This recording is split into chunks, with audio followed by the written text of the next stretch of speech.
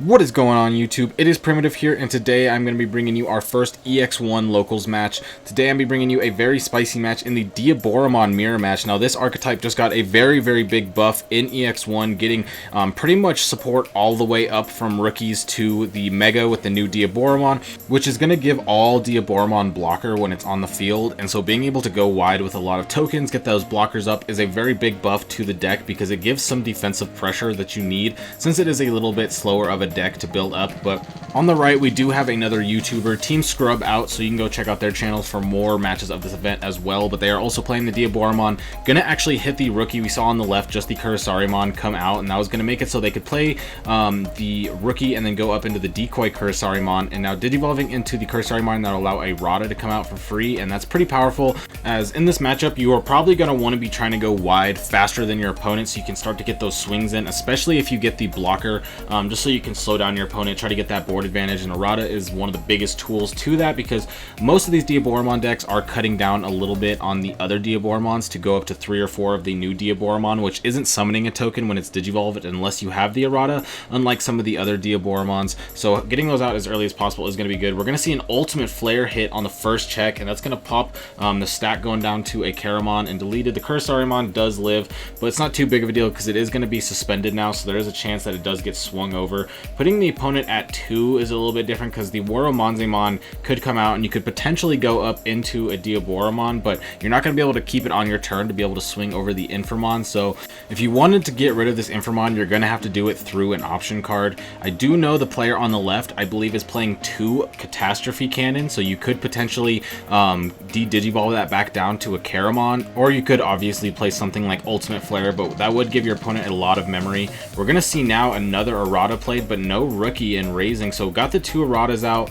But if there's a way to get rid of this Inframon or de-digivolve it back down, they won't be as relevant, because if you're not getting up into a Diaboromon, you will be gaining the memory, but you kind of want those tokens. We're going to see a Diaboromon digivolved into, going to be able to bring out a token with the errata, and now you're going to be having 2 blockers out because the Diaboromon itself also gets blocker. Going to go up to 4 with the erratas, so that's a pretty decent memory stack to be at, because now you could go into Diaboromon no matter what. We're actually going to see a 3rd errata played, and now going into a Diaboromon, so that's really good. Gonna be able to get 3 tokens here, still whiffing a rookie, but not that big of a deal because now you have 3 tokens out plus the Diaboromon. They all have blocker.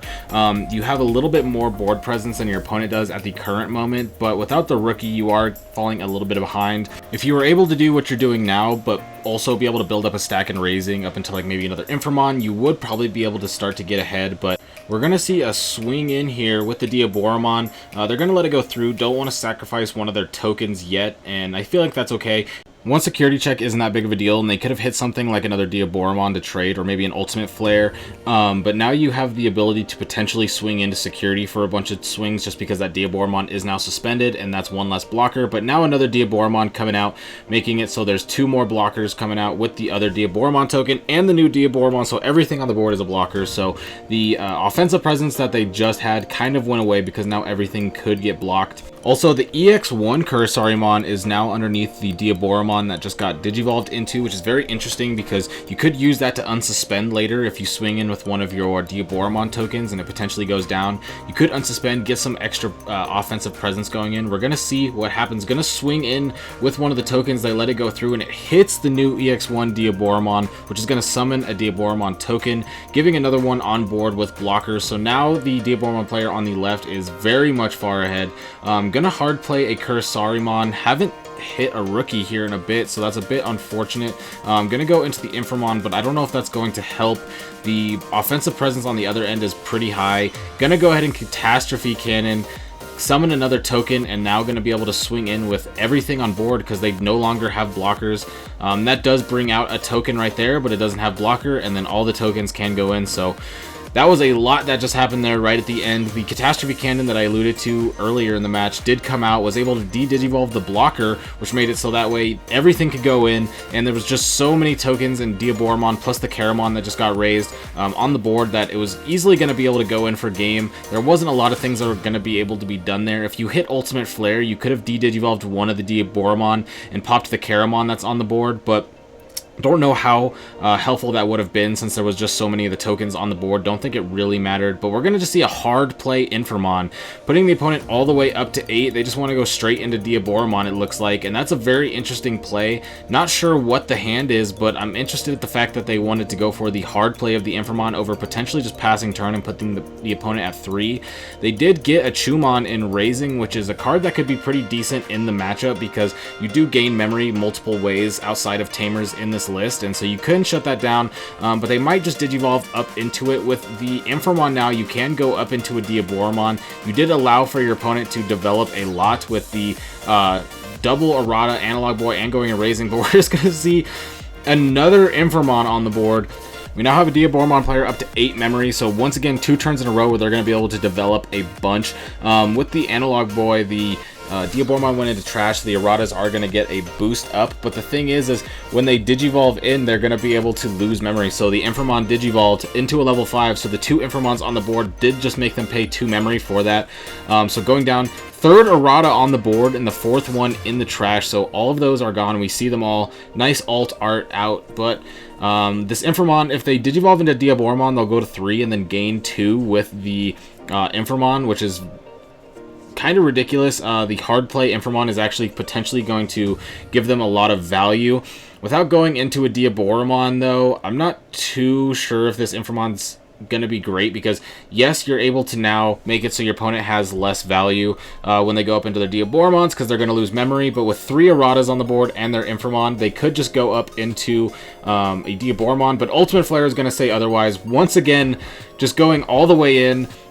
So much memory each turn going into the other Diaboromon. At 8 again, they go to 5, gain 3 with the Erratas. They do get to clear the board, so no Diaboromon coming out this turn, but they're probably going to be able to go into an Ultimate and Raising this turn, and the next turn be able to go up into the Diaboromon.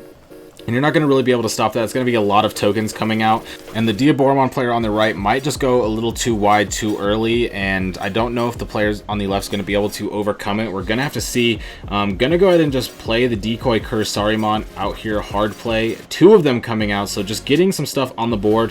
No ultimate going up into the Raising. So that's a little bit interesting. Might not be seeing a Diaboromon come out next turn. Going in just with a Mechanorimon. Going to play it out. Get the Errata. But the Mechanorimon is actually very interesting. I don't know how you're supposed to get rid of this, just because now the tokens, even if you go wide with tokens, they just get blocked by this. All the Kursarimons on the board are shut down from the Mechanorimon. Gonna finally go up into a Diaboromon. No tokens out though, so it doesn't really matter, but you do get the draw, you do get to have it out. If they do de-Digivolve it, it does go back down to an Infamon, so right now you have a very good board versus the Ultimate Flare. It's very interesting that this is how this match is going, considering how much memory was given to the Diaboromon player on the right so many turns in a row.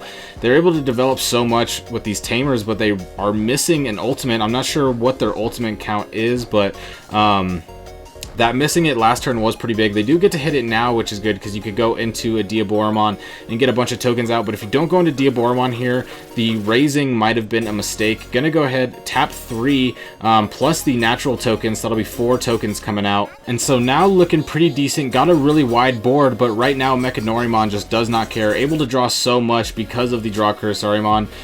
But all these tokens and the Kursarimons on the board are just stopped by the Mechanorimon. So you're gonna have to find a way to get over this.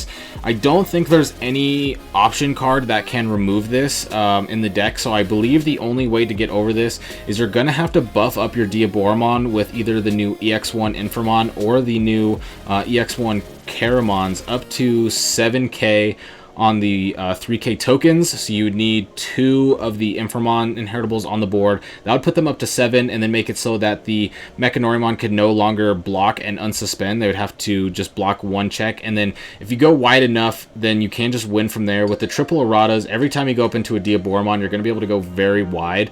So it's going to be very interesting now. Into another Infamon, going down to 1. Thanks to the EX1 Infamon on the other side of the board, making it so when you Digivolve into the Infamon, you got to pay an extra memory. So we would have been at 2, now only at 1. You do get to reduce the cost of Digivolution into Diaboromon with this one, so you could still put your opponent at relatively low memory going into next turn and go into a Diaboromon, get more tokens. But not going to see that happen. We're just swinging in. We do have Decoy underneath there, but with the Errata coming in, I don't think you're going to be able to save it because it has to be from an effect.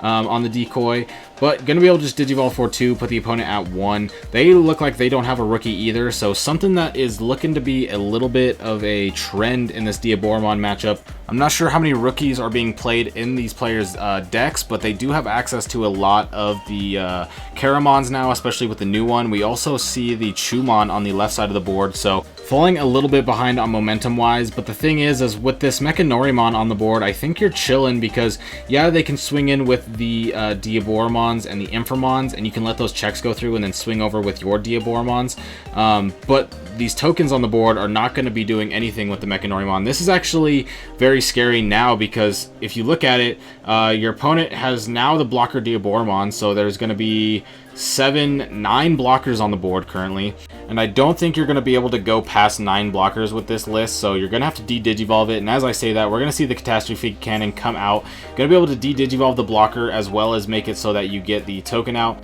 Now it looks like they're going on a bit of an offense, going to swing in with Diaboromon, trade into another Diaboromon, so they get another token out. So now sitting at, what is that, 8 tokens on board, still being shut down completely by the Mechanorimon. Another token coming out, that's token number 9.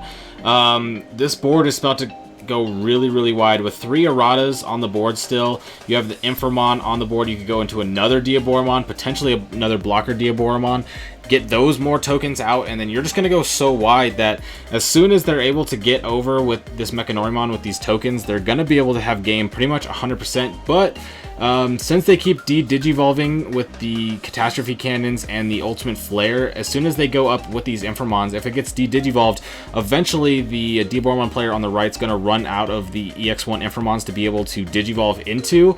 I do know that the player on the left is playing a lot more of the de-Digivolve removal with those Catastrophe Cannons than normal, and even the list that would play Catastrophe Cannon I think are only playing 2, and this list is probably playing 2 or 3, so a lot of potential to get rid of these EX1 Inframons. So these Diaboromon tokens might just be Armageddon fodder. You're gonna have to start swinging in probably with the Diaboromons that you Digivolve into, so that way you can just get chip checks and then try and have a turn where you can swing in with 1 or 2 Diaboromon. They'll have to block when they run out of security, and then you can go in with an Armageddon. But with this Warumanzemon on the board, if it's not deleted and they go into a blocker Diaboromon next turn, that could be a little bit rough, just because you'd be able to give blocker to these tokens, and then those tokens would just be a little bit of fodder so they don't get security checks until you can start to develop a little bit more. But we still haven't seen an errata at all from the left side. We saw the 3 erratas so early on the right, and there's just been so much development. We got another, what is that, 4 tokens on the board, so we're currently at 13 tokens. 13 tokens, 15 tokens, and so, or 14 tokens. So right now the board is very wide, but I don't know if they're going to be able to go in. So they Digivolved over the EX1 Inframon.